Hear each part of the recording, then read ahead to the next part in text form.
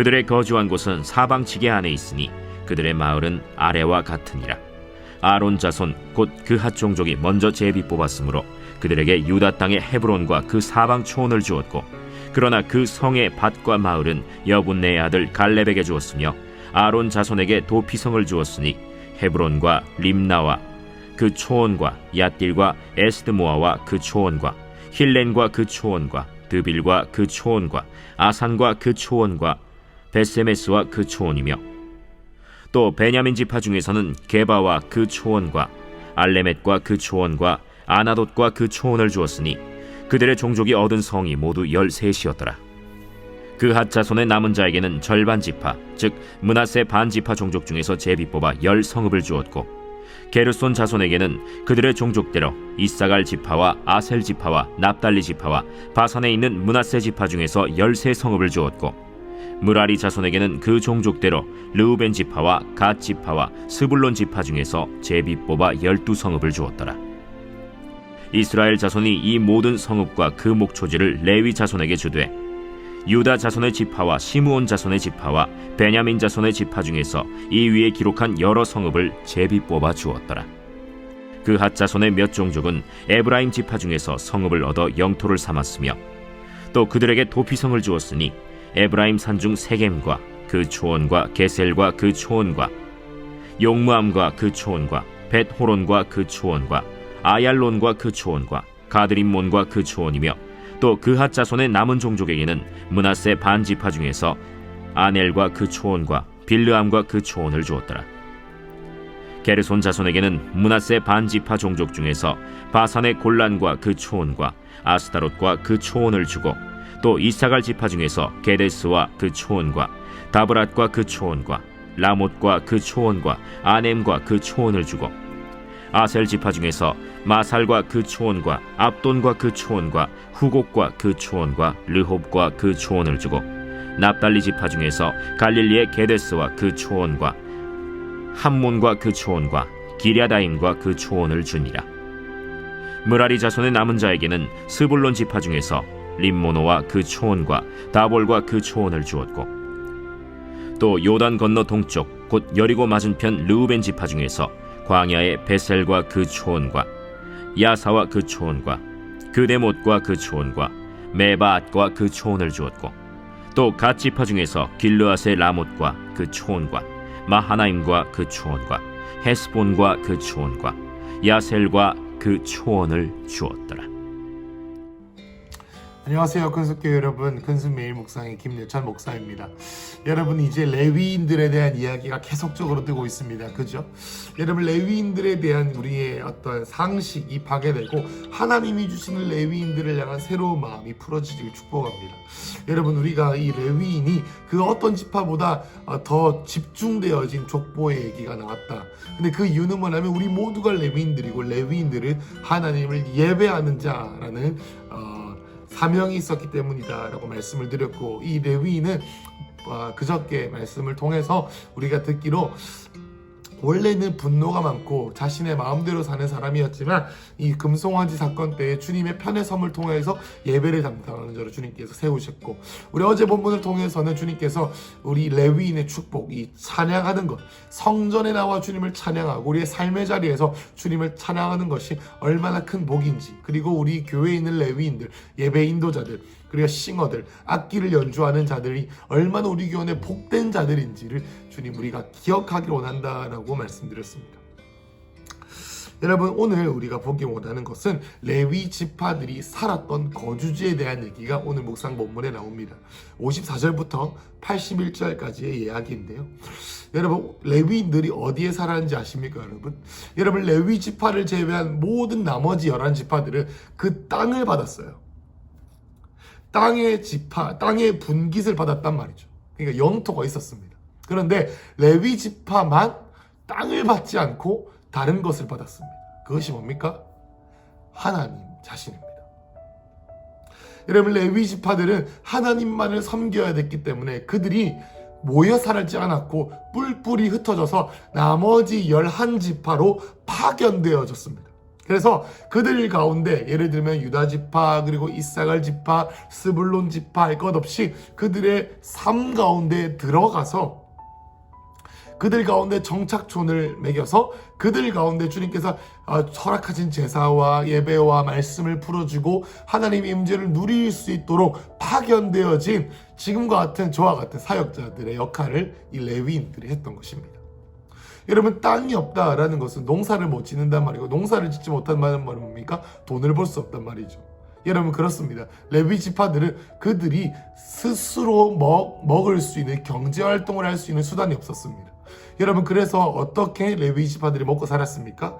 그 지파들이 11조를 낸 것으로 사역자들, 레위 지파들이 살았습니다. 여러분, 지금 저와 같은 사역자들이 이런 레위 지파들의 역할을 그 당시에 했던 것으로 생각하시면 더 편하게 생각하실 수 있을 것 같습니다. 여러분, 왜 하나님께서 이렇게 레위 지파를 파견하셨냐면 그만큼 이스라엘 백성들의 삶에 말씀을 가까이 하고 하나님의 임재를 가까이 하고 예배하는 삶을 중요하게 하나님께서 생각해서 그들의 삶 가운데 이 사역자들, 레위 지파들, 예배자들을 보내셔서 주님께서 함께 그들과 살게 하신 것이죠. 여러분, 이 말씀을 통해서 우리가 이렇게 적용할 수도 있습니다. 사역자들을 섬겨야 됩니다라고 하는 말씀으로 우리가 적용할 수도 있겠죠. 여러분, 왜냐하면 이게 저와 같은 어떤 사역자들의 삶에 대한 이야기이기 때문입니다. 여러분, 근데 저는 오늘 그렇게 말씀을 나누고 싶진 않고, 여러분, 레위인, 이 이스라엘의 12지파의 이 복은 우리 모두 이 성도들의 복이다라는 것을 기억하시길 축원합니다. 여러분, 그러한 마음으로 여러분, 하나님께서 이스라엘 전체 족속 가운데 하신 하나님의 말씀의 선포가 있는데 그게 뭐였냐면 여러분, 출애굽기 19장 6절입니다. 우리 같이 한번 읽어볼까요? 너희가 내게 대하여 제사장 나라가 되며 거룩한 백성이 되리라. 너는 이 말을 이스라엘 자손에게 전할지니라.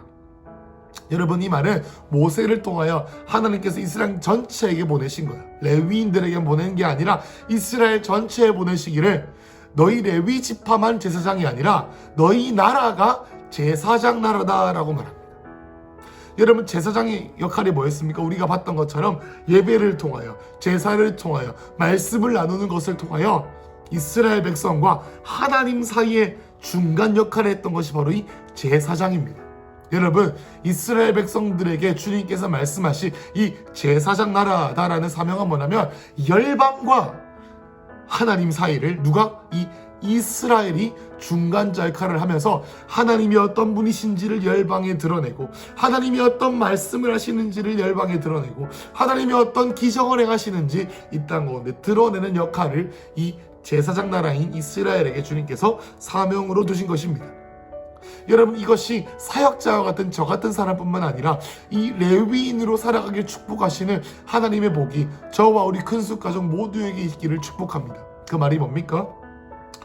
재산을 재워놓지 아니하고 이 땅의 모든 재산을 풀어놓아서 이 땅에서 먹고 사는 문제에 묶여있는 것이 아니라 제사장, 하나님과 세상 사이를 연결하는 다리와 같은 자, 먼저 그의 나라와 그의 의를 구하는 자, 이 땅의 소망을 구하지 아니하고 내가 속한 환경과 열방과 명장농과 부사 땅과 다음 세대들 가운데에 하나님이 어떤 마음이 있으신지를 드러내는 자가 레위 지파의 삶인 것입니다.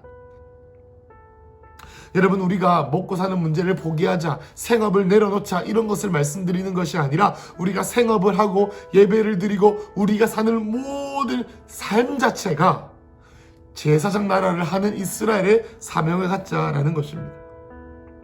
여러분, 레위 지파의 정체성은 하나님이 살아계신가에 대한 정체성이었습니다.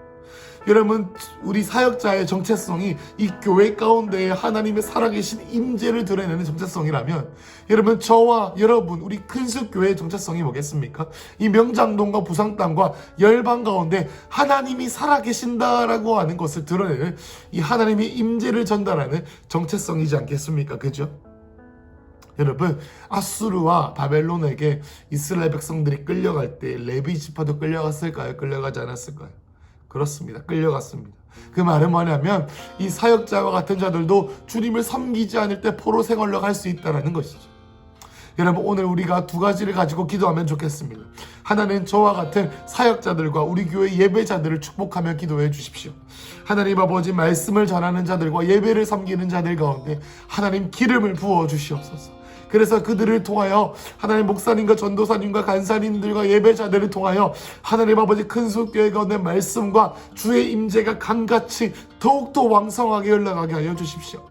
두 번째는 무엇입니까? 저와 여러분이 제사장 나라로서 이 땅 가운데 하나님의 의를 전달해야 되는 사명이 있습니다.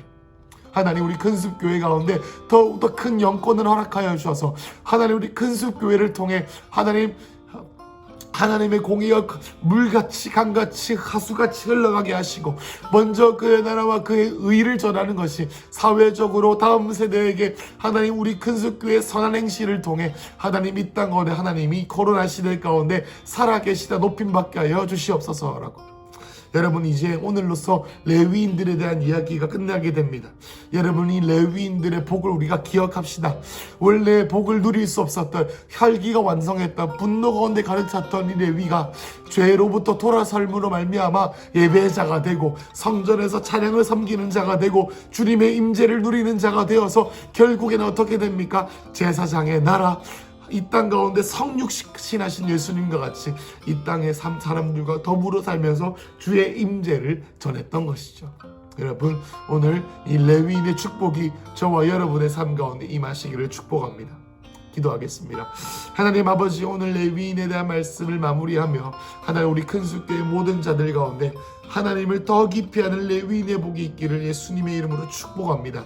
하나님 아버지 오늘 우리의 삶을 통하여서 사역자들에게 국한된 레위인의 복이 아니라 우리 모든 왕같은 제사장 되어지 신약 시대를 살아가는 이 예수를 믿는 모든 자들에게 하나님 레위인의 축복이 임하도록 하여 주시옵소서. 하나님 우리 교회 말씀을 전하는 자와 예배를 섬기는 모든 자들에게 성령의 감동을 더욱더 부어주시고 또 우리 큰숲교회 모든 가족들의 삶을 통하여 하나님 아버지 제사장 나라로서의 사명을 감당하게 하여 주시옵소서. 모든 걸 주님께 올려드리며 예수님의 이름으로 기도드렸습니다. 아멘.